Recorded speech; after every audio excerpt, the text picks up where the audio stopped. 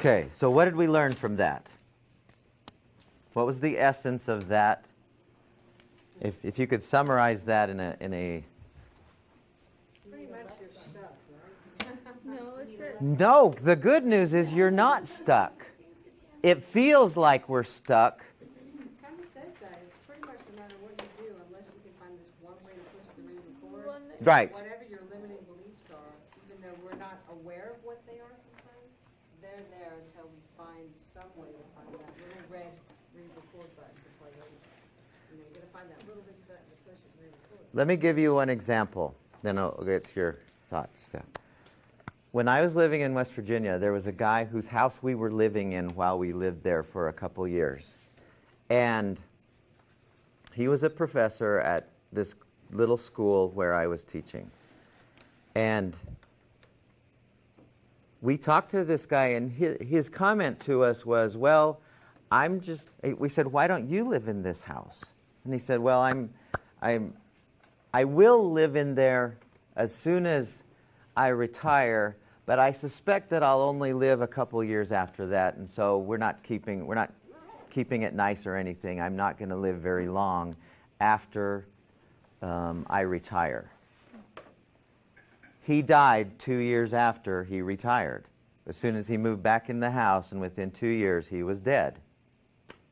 And we could go over there's thousands and thousands of examples of where if we say something to ourselves with sufficient energy, with sufficient emotion, with sufficient belief, the body's just going to go. I mean, how many of you know of people who are, what do they call those?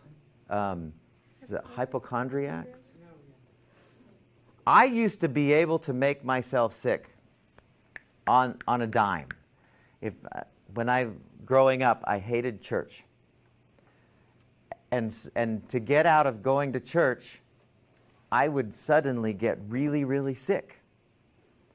And my mom, okay, you don't have to go to church because obviously you're sick. And then I could immediately make myself better. So in the afternoon when we were playing baseball on Sunday, or basketball, or whatever sport was in season, then suddenly I was all better. And I know plenty of people who can do that. Go ahead, Stephanie, you had a thought? I guess I'm kind of reaching like Kathy, because she was just saying, from reading this, just seems like there's nothing that you can change. I think it's becoming aware of your subconscious thoughts, because it's, this was a belief that I always had about myself, and now I'm aware of that belief, and I'm going to change it. So I'm going to tell myself, no, that's not the case. So it's just, like you say, it's that constant, sufficient energy of switching our mindset from one thing to another. Yeah. We don't have enough time today to get into the processes that do use that conscious energy, because you're exactly right.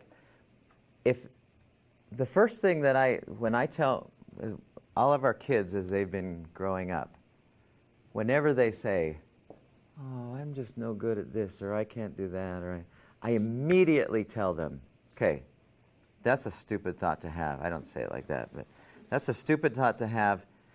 What would be the opposite useful thought that you can replace that with? And I force them to say it to themselves like 5 or 6 times. Just, okay, I'm confident and courageous instead of I'm shy.